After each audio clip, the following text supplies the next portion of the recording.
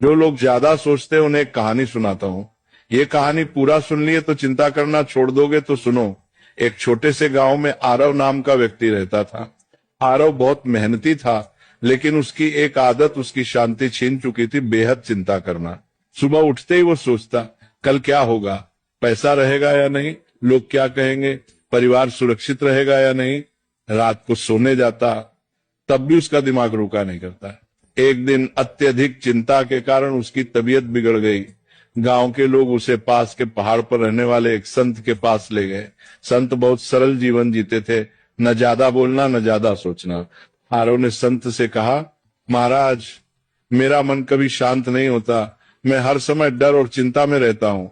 संत मुस्कुराए और पास रखी एक मिट्टी की मटकी उठाई। उन्होंने कहा, इस मटकी को पानी से भर दो। आरव ने मटकी भर दी।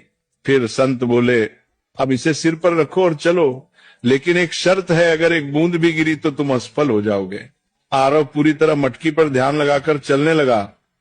रास्ते में लोग उससे बातें करते रहे, आवाजें आती रही, लेकिन आरव ने कुछ नहीं सुना। वह सिर्फ मटकी पर ध्यान देता रहा। कुछ देर बाद संत ने कहा, रुको, अब बताओ रास्ते में कितने लोग मिले।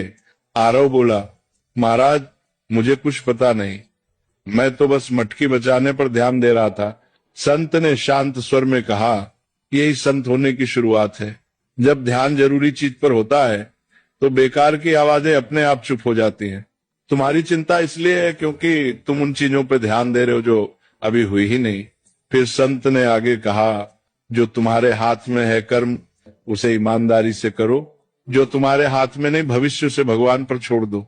यही संत का मन है। उस दिन आरव समझ गया, संत होना जंगल में जाना नहीं है, संत होना मन की अनावश्यक चिंताओं को छोड़ देना है। धीरे धीरे आरव ने चिंता कम की, वर्तमान में जीना सीखा, और वही व्यक्ति जो कभी बेचैन रहता था, अब दूसरों को शांति की सीख